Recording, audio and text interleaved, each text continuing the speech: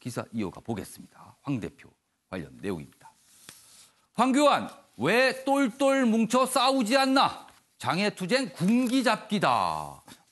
한국당 의원들에게 이렇게 얘기를 합니다. 물론 호통을 친 건 아니에요. 비공개 의원총회에서 뭔가 얘기를 하다가 한 말인데 고성은 아니었다고 합니다. 그러나 내용 자체는요, 어떻게 보면 굉장히 싸늘할 수 있습니다.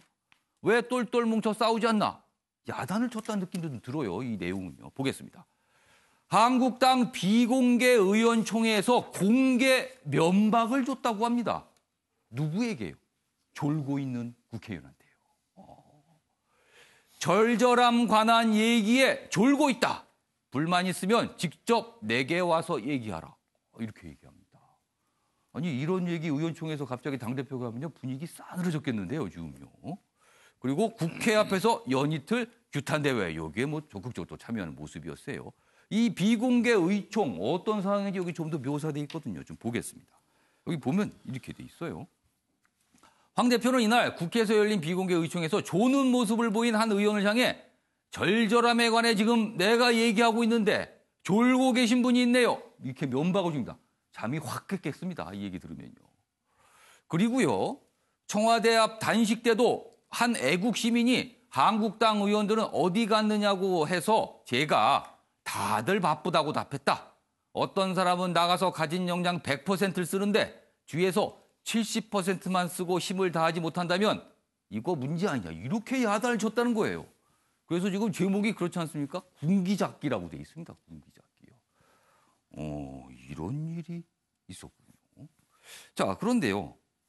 이렇게 황교안 대표가 굉장히 뭔가 면박을 주고 꽉 뭔가 잡는 모습이었잖아요. 이 상황에서 어제 자유한국당의 총선기획단이 뭔가 발표를 했거든요. 그 내용이 여기 있습니다. 보겠습니다. 한국당 당대표급 인사들 전략 거점 출마를. 이게 전략 거점 출마니까 어렵잖아요. 이게 무슨 뜻이냐면요. 이른바 험지. 그러니까 한국당 간판으로는 당선되기가 그렇게 쉽지 않은 곳. 이런 곳 나가서 출마라는 뜻입니다. 그거를 멋있는 표를 쓴 거죠. 전략 거점 출마라고. 당대표급 떠오르시는 인물들이 있죠. 그분들한테 한 얘기예요. 바로 옆에 있네요. 홍준표. 24년간 험지에서 검투사 노릇했다. 나한테 그런 소리 하지 마라. 이렇게 또 반발합니다. 그래요. 여기 보면 역시 같은 내용이 있어요. 황교안 의총서 당기강 잡기 나섰다. 이렇게 돼 있습니다. 여기 내용 좀 확인해 보겠습니다. 어제 이렇게 당대표급 인사들 향해서 뭔가 요구를 한 거예요. 당에서. 어려운 곳으로 나가서 희생하라는 거예요. 떨어질 수도 있지만 각오하라는 겁니다. 자, 그러자 당내에선 이번 권고가 홍준표 전 한국당 대표라 김태호 전 경남지사 등을 겨냥했다는 분석이 나온다. 바로 홍준표 전 대표 반응 보였거든요. 그래서. 그런데요. 한 가지. 어제 이 발표가 있은 뒤에 기자들이 그 발표자를 따라가면서 추가 질문을 합니다. 거기서 나온 대목이 더 눈길을 잡습니다. 보시죠. 그렇다면 황교안 대표 대표급이잖아요. 지금 현직 대표니까. 그럼 황교안 대표의 경우에는 이 험지 출마 어떻게 되는 거냐? 질문 당연히 나왔습니다. 그러자 이렇게 얘기합니다. 지도자가 판단할 것이라고 생각한다. 우리가 어디에 나가라고 할 수는 없다. 그럼 이게 어떻게 되는 거예요? 황교안 대표는 예외가 되는 겁니까? 어제 그 요구에. 그래서 또 이게 얘기가 나오고 있습니다. 자, 그럼 여기서요. 어제 자유한국당의 발표 내용 확인해 보겠습니다. 예산 날치기 국회의장 문희상은 사퇴하라! 날치기 정당 세금 도둑 민주당은 해체하라! 자유를 사랑하고 나라의 안위를 걱정하는 우리 자유한국당의 국민들의 민심이 모이고 있습니다. 지금 이 나라가 반민주 독재로 빠져가고 있습니다. 그것도 좌파 독재로 빠져가고 있습니다. 그냥 놔둬서 되겠습니까? 나가야죠. 그래서 여러분 함께 하셨죠? 오늘 반드시 우리의 것들과 결기를 문재인 정권에게 확실하게 보여드립시다, 여러분. 당의 대표를 지내셨거나 당의 지도자적 위치에 계셨던 큰 정치인은 당과 협의하여 전략적 거점 지역에 출마하셔서 이번 총선을 이끌어 주실 것을 권고하기로 의견을 모았습니다. 지금 우리가 말했던 그 내용은 어느 분이라는 걸 여러분들은 다 아실 거라고 생각합니다. 지금 대표이거나 지금 당을 지도하시는 분은 어떤 결정을 해야 된다고 동의가 됩니까? 그 부분에 대해서는 뭐 지도자들이 판단을 할 거라고 생각합니다. 네. 뭐 연속해서 두 가지 영상 들어봤습니다. 황교안 대표 발언 수위가 높아지고 있어요, 계속. 그리고 어제 한국당의 발표 내용, 총선과 관련 내용까지 봤습니다. 권수혜 평론가, 황교안 대표 요즘에 약간 발언이 수위가 높고 거칩니다. 그런 와중에 의총에서 사당 의원들을 향해서 면박을 줬다. 지금 내가 이렇게 절절함을 얘기하고 있는데 어디서 졸고 있습니까? 이런 식의 어떤 면박과 그 군기잡기라고 표현이 되거든요. 어떤 이유에서 그럴까요? 어떻게 보십니까? 뭐 저는 꼭 면박이라는 표현보다 예. 어쨌든 한교안 대표께서 인식하고 있는 헌법 수호에 대한 예. 그런 절실함을 아. 우리 이제 당내 의원들뿐만 아니라 이제 국민들과 함께 이제 공유하겠다 예. 그런 의지를 표현하신 것이다. 의지의 표현이다. 예, 이렇게 보여집니다. 기본적으로 오늘 그 대통령께서 이제 정세균 총리를 이제 국회의장이셨던 분을 예. 총리로 지명하신 것이나 규탄대를 하고 있는 그 선거법, 공수처 이런 예. 부분들이 모두 다 헌법 정신에 이제 위배된다라고 보는 것입니다. 그래서 헌법 정신에 위배되는 사항들을 해소하고 헌법 수호를 해야 예. 자유 대한민국을 지킬 수 있다. 그런 어떤 절실함들이 기본적으로 지금 예. 깔려 있는 상황들이거든요. 그렇기 때문에 그런 부분들을 다 공유해서 함께 헤쳐나가야 되는데 지금 장외투쟁보다는 원내투쟁을 해야 함에도 불구하고 예. 나갈 수밖에 없었던 이유들이 예. 어떤 그런 헌법 정신을 지켜야 된다는 그런 절실함들이 가장 강력했고 선거법 같은 경우에도 예. 지금 만약에 지역구 의석을 많이 확보하고 정당 예. 득표율보다 작게 확보한다면은 예.